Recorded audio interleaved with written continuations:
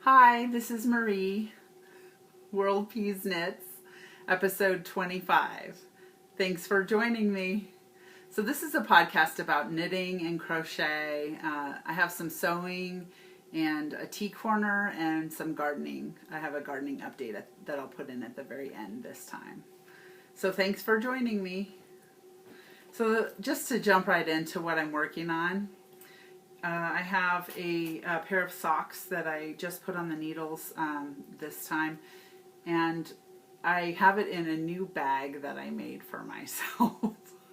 And in the sewing segment, I'll go over how I made it. So, and this is the bag. All right, and so the new pair of socks that I put on the needles was in the Sock Bunny Studios yarn. And she had a podcast a while back. She's an avid sock knitter, and I still see her around on Instagram. But so I had purchased some yarn from her. I think last winter I made some hats with some yarn that I purchased from her, and it's really nice yarn, and she does a really good job. So her two colorways that I'm using for this pair of socks are this Sock Bunny logo is the name of this colorway, and then this one is called Electric Florida Flamingo, and these are both in the paprika base, and it's a fingering weight yarn. And I'm using my Knitter's Pride Carbons needles, size 2, 2.75,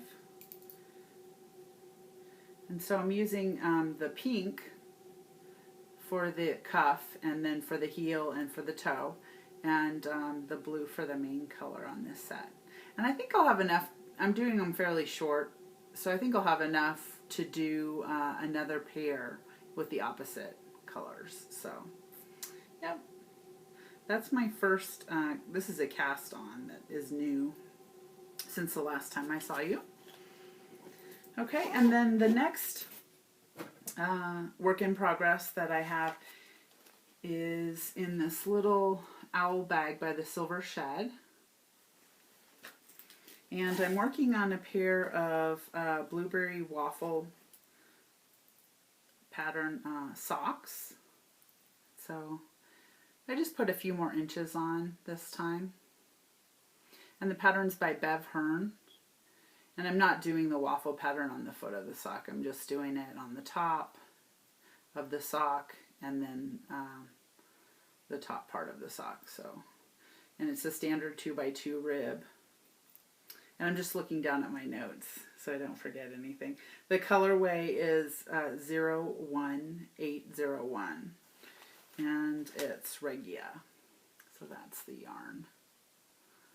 Alright, and I did some work on those. And I have another set that I was working on also. And it's actually a Christmas sock that I didn't get finished at Christmas. And that one is an opal.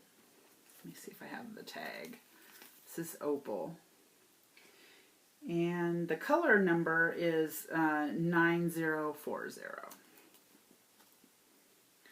So with this pair, I have the first sock done, and I have the afterthought heel in, and then I started on the second. Let me just set this needle down. I started on the second sock, and I just put in the afterthought heel, the waste yarn for the afterthought heel of the second sock. So that's about how far I've gotten on the second sock. All right, and so I did some work on those. And those are all of my works in progress. I will show my blankets, my scrappy yarn blankets, a little bit later in the podcast. I did a lot of work on those. So the next thing I'll show is my finished objects. I made, Okay, so I really liked those Seaflower mitts that I made before that were by Potter and Bloom. And I decided I wanted to make another set. So I had some yarn that I had started on a hat with. I had bought 2 colors of Madeline Tosh, and I was going to make a hat with the 2 colors, and it's a Tosh DK. And I didn't like the hat. This was like last fall or something like that. I didn't like the hat. It wasn't turning out. Maybe it wasn't the right yarn choice for the pattern that I was trying. So anyway, I had pulled it out, and I had decided that I would want to make another pair of these fingerless mitts, the Seaflower mitts with the yarn. And the 2 colorways that I chose were this one and this one. And let me look at my notes for the names. I have the green is it's called Cousteau for Jack Cousteau, and then the multicolored one is called Popki, I think, Popoki, maybe Popki, I'm not sure. So, and I used this one for the centers of the these little center panels. These are crocheted with a size let's see what size hook, size G crochet hook. So for the center panels, I used the multicolor one, and these are an example of what the centers look like. Let me just get you the right side. So I had 2 left over. I didn't count them, the amount I was making. I just kept making them. So, all right. And so these are the mitts that I finished. And I did, just like I did on my last pair that I made some modifications to the mitt pattern. Let's see. What I decided to do is I didn't want thumb holes, so I didn't make thumb holes. And I also made 4 small squares instead of, on each row, instead of 3 like larger squares. So I have like a total of 8 on one side and 8 on the other side, so 16 on each mitt. And I believe the pattern originally was you made 9 larger squares. So I just made them with a smaller weight of yarn, and I also used a little bit smaller hook. So this is what they look like. And I didn't put the thumb in it. I decided I like them just like this. So I saw these mods on the Cherry Heart podcast. And so I just made a second pair like this. I really like them. I'm going to take them off because it is summertime. And I don't need to be wearing fingerless mitts right now. But I will have them this summer, or this winter. And I do have a winter coat that's green, so it'll match. So that's kind of what I was thinking. All right, and then the next finished object that I have is this pattern I was working on last time. It's called Vanilla Latte Socks by Virginia Rose. And I finished these. Here they are. So they kind of remind me of that like confetti cake or whatever that, you know, the angel food cake with the little confetti in it my grandmother would make. And I used, so that vanilla latte sock pattern, is just on the top. So it's on the top all the way around on both sides, and then it's just on the top of the foot. And so I just did just plain knit on the bottom because I thought that would be more comfortable. All right. And the yarn that I used was Hedgehog Fibers Sangria. Oops. Oh, I just dropped it. Well, you know what it looks like. It's right here. And then I had an extra scrap of a pink colorway that I couldn't identify. So I used that for the toes and the heels. Alrighty, so the next thing, let me flip the page in my notes. The next thing, is the sewing.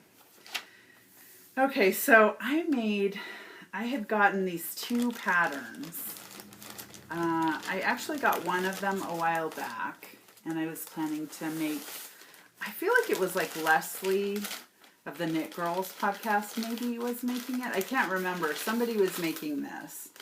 And it is called the 100 Acts of Sewing dress number 1. So I thought it was really cute, and I thought I would totally make that someday when I had time. And I just never really had time. And so now I have some time on my hands until I find a job to be working full time since we just moved here. And so I thought I would make this this dress. So I made it, and I put a picture of me in it at the beginning of the podcast. It's in like the beginning part.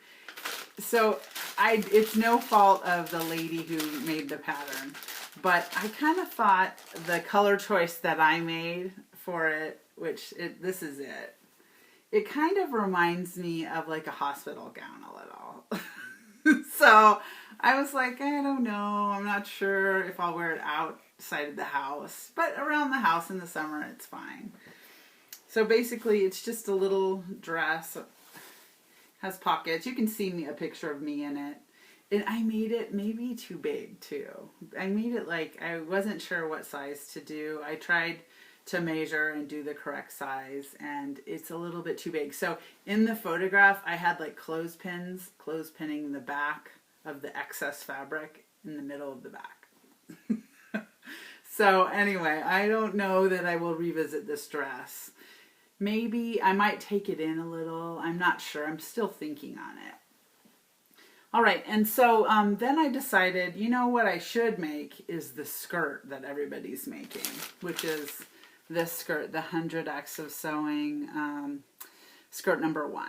This is what I should make because, you know, I could put any kind of top with it and it'll be cute. And everybody's version of this, like the Yarn Hoarder, hers are so cute. I'm going to try this. So then I ordered this skirt pattern online, and she sent it to me, and I made a skirt. So this is the skirt that I made. Now, I don't have a photograph of me in it or anything, but it's just a standard skirt. It's really cute, and I really like it, and I'm going to make more of them. So I definitely would recommend trying the skirt pattern for the first time. I think that it's actually a little easier to make too than the top portion or the other pattern than to make this one. This one is a little bit more involved. And I really love the skirt. I think it's really cute. So I'm definitely making more of those. I did make a substitution. I'm using this, I just thought I'd show it, this 1-inch non-roll elastic for the waistband. And I really like that, because I think it had like a skinnier waistband elastic. And I just think that that's more comfortable. All right, and then the next sewing thing that I made was, let me get it from my table. So on Hugh Loco, which is another podcast, and now I don't know if this was last winter or the winter before that, she came up with a pattern of how to make your own holiday bag. And so I had tried, you saw the other, if you were watching the previous podcast, I made this really small bag because I wasn't sure how to make a bag or what size it would turn out exactly, and I don't know. Anyway, it turned out really small. And so I decided to go ahead and download this pattern. And I think you it's free, but you have to email her for it or something like that. And then she sends it to you. I think that's how it went. And so I decided to cut out several of these and make these. And so let me show you. I have given one away already, so I just have the 3 left. But these are how they turned out. So they have a different color, and you could swap. You could make this large size on the bottom and the bottom size, on the top. You could do whatever you like, or you could do it all in the same fabric. that's what they look like. And then it has a different interior fabric, or you could use the same. So I really like them, and they're really cute. I've made 3 of them, or 4 actually. This one has a hedgehog on it, which I thought was super cute. And let me show you. Oh, and I have little footprints, patterned fabric on the inside. And then this last one. So I was also experimenting with stabilizers. So these have a stiffer stabilizer in it. This one had like a softer stabilizer. I think I like the stiffer one, just so that it stays in a nice shape a little bit longer. So this is a softer stabilizer. And this one just has like some pink snowflake things inside. Right. So this was my second attempt at making project bags. So then I decided, okay, well, these bags are nice and I really like them, and you could definitely do like 1 skein of yarn in them. But when I purchased them, you know, the project bags, I purchased them and they're a little bit bigger. So I thought, you know, I want to make one that's a little bit bigger than this. And I didn't see any other patterns of how to do that. So what I did was I originally had cut out the patterns on cardboard. So the pattern pieces. And then I decided, well, I'd like to make it just a little bit bigger. And I thought about adding a couple of inches to the width. I liked the height of the bag. Just wanted it to be a little bit wider so that I could accommodate more skeins of yarn in there for bigger projects. So then that was when I came up with this one, which I believe what I did was I made the pattern be 12.5 inches instead of 10.5 inches across. So that's if you're going to attempt this. But 12.5 seemed to be more of a larger size that I was looking for. So that's what, and then this is what I ended up with. And I have some polka dot fabric inside of there. And I also got these little pulls, which I like. They were just at, I think it was at I don't remember which store it was. Maybe a Michael's or something. Actually, I have the package right here. This is it. Sewology. So it was like a little 2-pack. So I got a couple of these to make larger bags with. Excuse me. All right, and I have a couple more bags already cut out. I just thought I'd kind of show you what pattern pieces are involved in it. So there's like this size, 2 of this size, and 2 of this size. And this is before you put the stabilizer on it. And then you put the stabilizer on it and you sew it together. You just make one big piece like this. And also the lining, which I was going to use this one for this ladybug one. And then I made a little handle for it. And then this is the loop. Let me see if I can find the bag. It has a little loop that you put on it right here. So, and then you make the little loop. So I'm having fun working on those. This is another one. This is after you sew the top and bottom piece together. Looks like that. And it has the stabilizer on it already. This one I had pieced together. It was just a little trial thing. And then this was going to be the inside of this. All right, so that's kind of what I've been working on. Making a few project bags for myself. All right, so that was my sewing segment. The next thing that I was going to talk about, let me see. Oh, was Tea Corner. So I went to a mall that is in Denver, and they have a Teavana there. And I picked out 2 kinds of teas that they were sampling one of them, and then the other one smelled really good too, so I got both of them. And I made iced teas with them, and they're really delicious. This one is called Beach Bellini, and it smells wonderful, and it tastes really good as iced tea. And then the other one that I got, it was a pina colada. So I've been making iced tea with these, and I really like them. They're really delicious.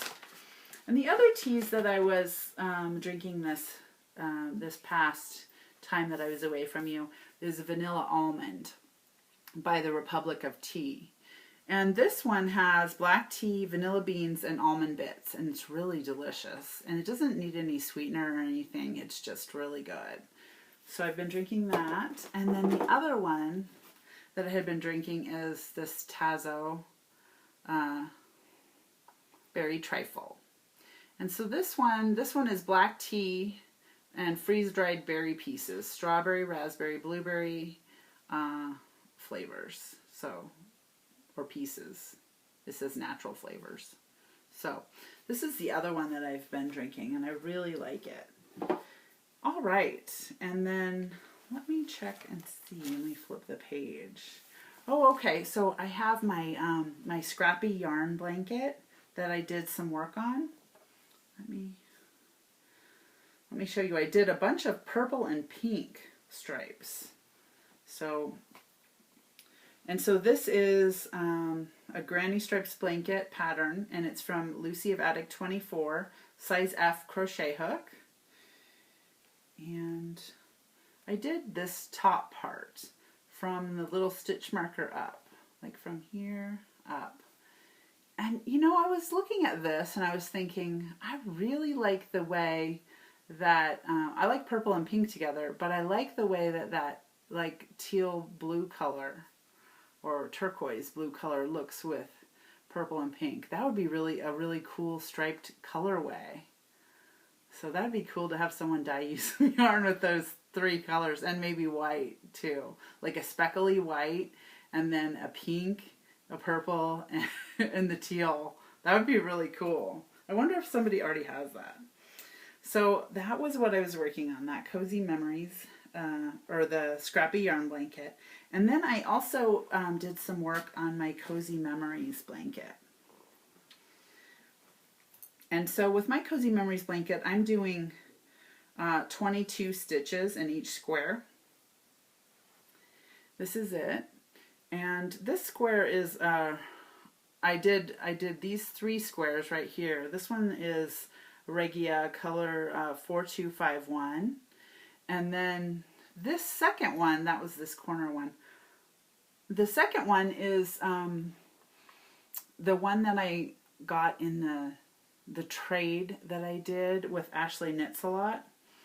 And she told me, I messaged her to ask her what it was because I thought it was such a cool colorway.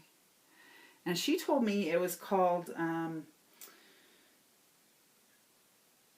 Gina's Dance Off colorway. And it's from a swap that she got with Skein Cocaine. And Skein Cocaine, she's a girl who does a podcast. She actually owns a knitting store. And she has a podcast. I don't know the name of the podcast, but I've watched it. There's maybe like 8 episodes out. And I've watched it, and it's really cool. Gosh, I feel like it's on the East Coast somewhere. I'm thinking like Georgia or South Carolina or something. So, and then this one that I did was Heritage Prints color 44. And it was a blue and green stripe. And then I did a few on this side. I did 4 on this side. And so this one is Opal. It's a colorway from my advent calendar at Christmas that I had that had the little baby skeins in it. And each day you opened a different skein. And then this one, oh, I'm sorry, I didn't mean to shake the, the camera. And then this one is a Gnome Acres. And it's from the old Christmas on Sparkle Gnome base. And then this one was in a swap. It was just a little ball that I had in a bag that I swapped. And this one's Desert Vista Zombody, It's Cold Outside. So, yep, I put quite a few squares on this. And that's what it looks like so far. All right. Well, thanks for joining me. I'm gonna put a garden update at the very end here. I'll just tag it on, and I'll show in the front yard all of my little seedlings that I'm growing as backup plants that I didn't use for the garden. And then I'll go through all my garden beds in the back, and you can see what everything looks like and how big it's gotten. And I hope you like the garden updates. If not, you can cut out here. Thanks for joining me. Bye. You know what? I forgot one thing I was going to say. I did have a couple of favorite items that I got this last week. And I'll just add this on right here, just because I did want to tell you about them because it's for summer. The first thing I got two things from IKEA, was a set of these little popsicle makers. And this is what it looks like. And what you do is you just put, like I have in this one, I have watermelon juice that I've had blended up. And then you put the top on, put it in the freezer, and then, you know, once it's frozen, or you take the top off and you squeeze from the bottom up, and it's like a popsicle. And I use like extra smoothie or juice, or you could, you know, do like some flavored water or something like that, or whatever you like. I did banana ice cream, like leftovers that I had one day. I had blueberry banana ice cream, and I put them in here, and it was really delicious. I have like a green smoothie one in the fridge, or the freezer now, and then I have these are watermelon. So it's really delicious. I just thought that would be a nice thing, and I got it at IKEA. I think they were like $1 for 4 of them. It was like super cheap. And this other thing that I got was these little ice cube trays from IKEA that were, I think, like 99 cents also. And I thought this would be so perfect. What I do, I make lemon water every morning, and instead of turning on the blender and being loud with the blender early in the morning to have my lemon water, I blended up lemons. I peeled them, blended up lemons with a little bit of water, and made little ice cubes. And then I put that in my jar of water, and then have my lemon water like that. And I also thought I would make pesto in these squares and freeze it, you know, from my garden, from the basil in my garden, and then pop them out and just use however much pesto I want to thaw, and not have to do, like right now I'm doing like little baggies of pesto, but this way I could have little, you know, little fish of pesto and little squares of pesto, and you know, like, or you could use them for, you know, ice cubes, what it's intended for. All right. Thanks for joining me. Bye. Here's an update with the garden. I have a cucumber plant right here. And then here are the seedlings that I have. I have some tomato seedlings in case I get hail on my garden. And then some basil, all in here. And I have some, those are the patty pan squash, some cilantro, parsley, and then I still have the asparagus that hasn't been planted yet. And here's an update on my back garden beds. So I have the 2 tomato plants. Actually, there's 2 in each cage. They've gotten really large. And I've got some basil in between there. And that's the chocolate pepper. And then I have another chocolate pepper over there.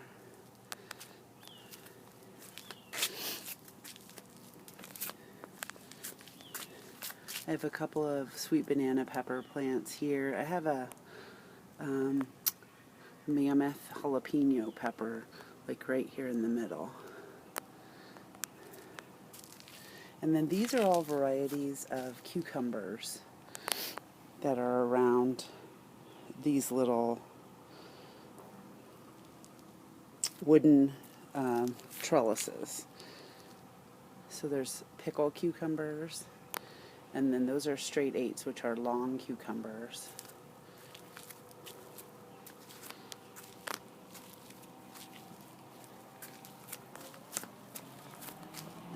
lemon cucumbers on this side. And then I have some zucchini plants over here, some crookneck squash that are just starting to bloom. And then there's a little yellow tomato.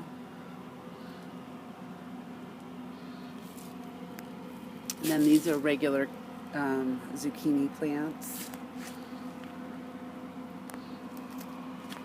And then going to my next bed, I have a row of carrots, which is the first row. And then Swiss chard and radish.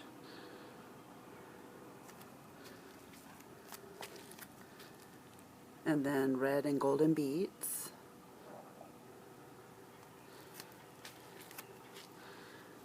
And this is white Russian kale, blue kale, and then just the standard curly kale.